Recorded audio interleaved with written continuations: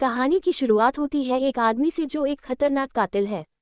वह अपने निशाने को मारने के लिए एक पुराने गोदाम में छुपकर एक कुर्सी पर बैठा है, पूरी तैयारी के साथ। वो दिन भर उस कुर्सी पर बैठा खिड़की से अपने निशाने के घर को देखता रहता। वह सही समय का इंतजार कर रहा था। 5 दिन तक जब उसे अपना निशाना दिखाई नहीं दिया तो वह राशन लेने के बहाने बाहर गया। राशन खरीदने के बाद उसने अपने मालिक को फोन करके पूरी बात बताई।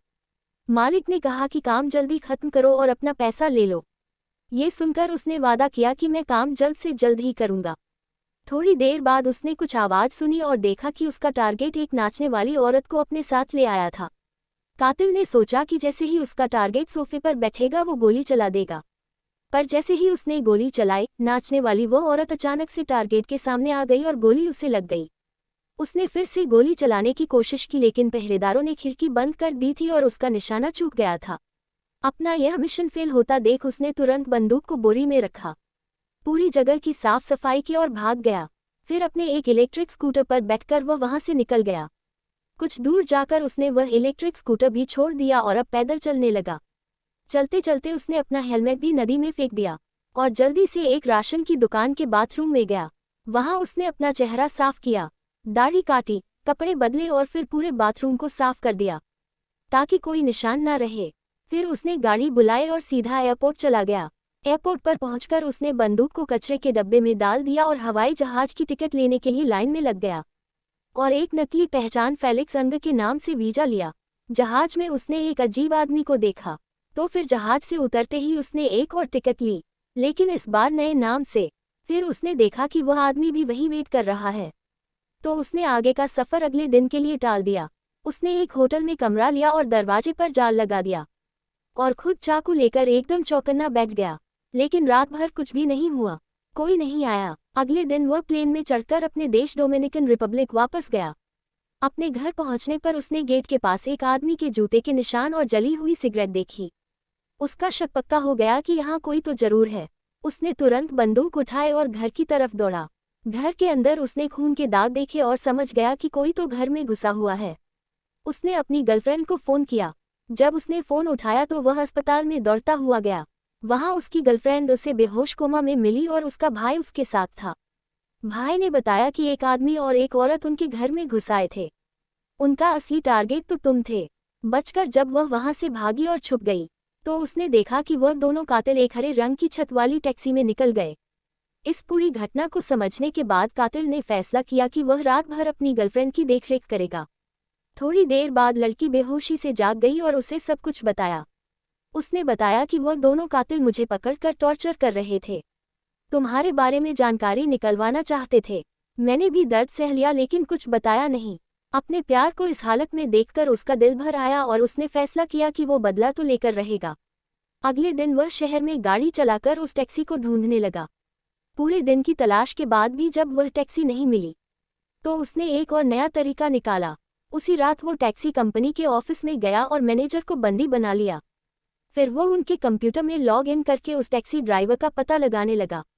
टैक्सी ड्राइवर की जानकारी मिलते ही वह उसकी फाइल लेकर चला गया। अगले दिन वह स्टेशन के बाहर उस टैक्सी ड्राइवर का इंतजार कर रहा था। जैसे ही ड्राइवर नौकरी के लिए आया, वह उसका पीछा करने लगा और एक पैसेंजर बनकर उसकी गाड़ी में चढ़ गया।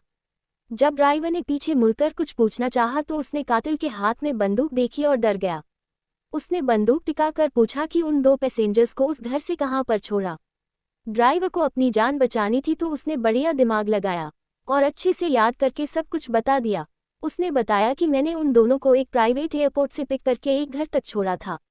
उसके बाद बाहर ही रुककर मैंने उनका इंतजार किया। जब वह वापस आए तो दोनों ही घायल दिख रहे थे।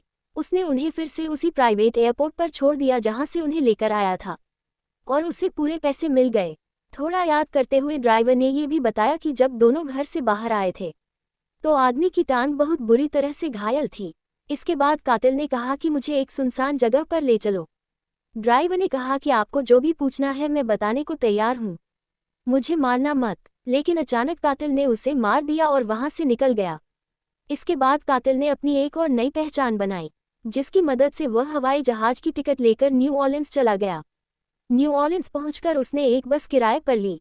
फिर उसने बस की नंबर प्लेट बदल दी और एक सफाई कंपनी के पास जाकर सफाई कर्मचारी बनके काम करने लगा। उस कंपनी में रजिस्टर करने के बाद उसे कुछ सामान दिया गया। कंपनी से वह सामान लेकर वह अपने मालिक की कंपनी के सामने पहुंच गया और सोचा कि अंदर घुसने के लिए सफाई करने का बहाना परफेक्ट रहेगा। जब वह बाहर खड़ा था तो उसे पता चला कि अंदर जाने के लिए एक पास चाहिए, तो उसने बिल्कुल सही मौके का इंतजार किया। जब माल ले जाने वाली गाड़ी आई तो उसके दिमाग में ख्याल आया। उसने अपना कचरे का डब्बा निकाला और दरवाजे की तरफ जाते हुए ऐसे दिखाया कि यह डब्बा तो बहुत भारी है और इस डब्बे को उठाने में उसे बहुत दिक्कत हो रही है। डिलीवरी वाले को लगा कि यह आदमी अपना पास कैसे निकालेगा, तो उसकी मदद करने के लिए उसने गेट पर अपना पास लगा दिया और लिफ्ट को ऑपरेट करने में भी मदद की। अंदर जाकर कातिल ने सफाई कर्मचारी होने का नाटक किया और कुछ देर बाद डिलीवरी वाला वहां से चला गया। फिर उसने अपनी बंदूक निकाल ली और अपने मालिक के दफ्तर में घुस गया। वहां उसने दफ्तर में अपने मालिक की सेक्रेटरी को देखा। उसने बंदूक की नोक पर सेक्रेटरी से मालिक को बंधवा दिया। उसने उसे धमकी दी कि दोनों कातिलों के बारे में जल्द से जल्द बताओ मुझे। उसने बताया कि जिस कस्टमर ने फिरौती के पैसे दिए थे वह नाराज है क्योंकि काम पूरा नहीं हुआ। साथ ही मालिक ने कातिल को डांटा कि तुम अपने शहर में वापस क्यों आए हो। उसने कहा कि जल्दी से अपनी पहचान बदलकर सालों के लिए कहीं गायब हो जाओ ताकि वह कस्टमर तुम्हें ढूंढ ना पाए। कातिल ने उसकी सलाह पर कोई ध्यान नहीं दिया और अपने ही बॉस को मार दिया। निराश होकर कातिल ने सोचा कि अब सेक्रेटरी को भी मार देना चाहिए, लेकिन सेक्रेटरी ने जल्दी से उसका इरादा समझ लिया और एक डील उसके सामने रखी। उसने कहा, मैं जानती हूँ तुम मुझे जिंदा तो नहीं छोड़ोगे, लेकिन मेरी लाश को एक ऐसी जगह छुपाना जहाँ वह आसानी से मेरे परिवार को मिल जाए ताकि कम से कम लाइफ इंश्योरेंस का पैसा क्लेम कर सकें। वो मैं तो चली जाऊंगी लेकिन उन्हें थोड़ा पैसा तो मिले। इसके बदले में वह दोनों कातिलों की पहचान बताएगी। उसकी सिर्फ ये शर्त थी कि लाइफ इंश्योरेंस का पैसा उसके बच्चों को मिल जाना चाहिए। अगर वह उसे मारकर इस घटना को हादसा दिखा दे तो पैसे आसानी से मिल जाएंगे। कातिल इस बात से राजी हो गया। उसकी रस्सियां खोल दी और उसे फिलहाल के लिए छोड़ दिया। फिर उसने मालिक की लाश को लपेटकर अपने कचरे के डब्बे में डाल दिया। ऑफिस साफ करने के बाद वह सेक्रेटरी के पीछे पीछे चल पड़ा। जब वह उसके घर जा रहे थे तो सेक्रेटरी ने अपनी जान की भीख मांगी। कातिल ने बड़ी आसानी से उसका गैराज खोला और गाड़ी अंदर ले गया। अंदर जाकर सेक्रेटरी ने उसे उन दो कातिलों के बारे में बताया और एक पोस्ट कार्ड दिखाया जिसमें लिखा है कि किसने उसकी मौत का ऑर्डर दिया था।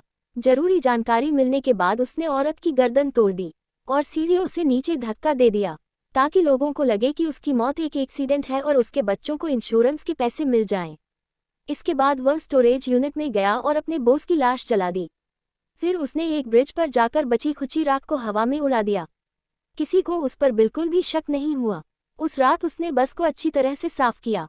वह नकली नंबर प्लेट फेंक दी और फिर अगले दिन बस रेंटल कंपनी को वापस कर दी। फिर वह सीधा फ्लोरिडा गया उन दो कातिलों को ढूंढने के लिए। उसने ध्यान से किलर का घर देखा जहां कुछ आदमी एक कुत्ते के साथ खेल रहे थे। उनमें से एक आदमी को उसने पहचान लिया क्योंकि वह थोड़ा लंगड़ा रहा था। उसने पूरा दिन घर के बाहर सही वक्त का इंतजार किया।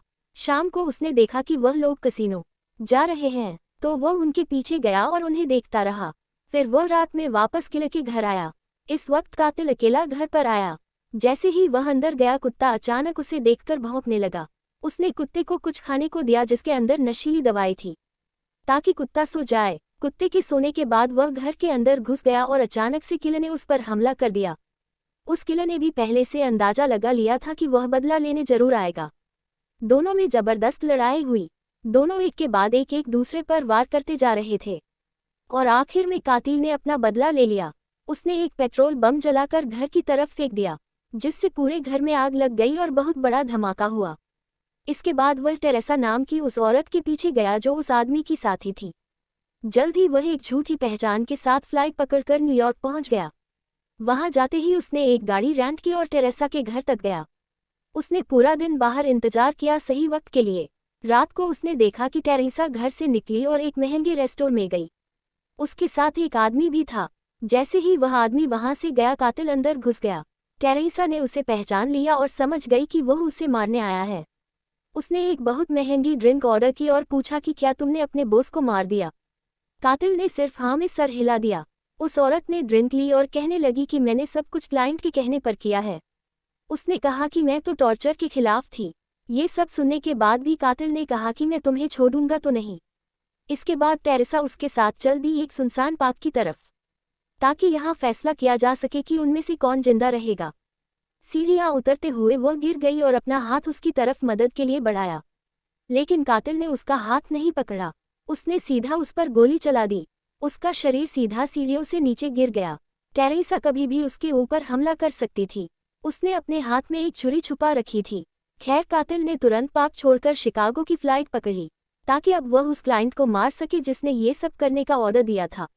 उस आदमी के बारे में थोड़ी रिसर्च करके उसे पता चला कि वह तो बहुत अमीर है, इसीलिए उसे मारना थोड़ा मुश्किल होगा।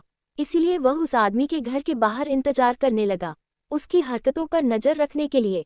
जब वह आदमी गैराज से गाड़ी लेकर निकल गया, तो कातिल ने ऐसा दिखाया मानो वो सड़क पर एक आम आदमी की तरह घूम रहा है, और मौका देखकर फट से गैराज में घुसने की कोशिश की।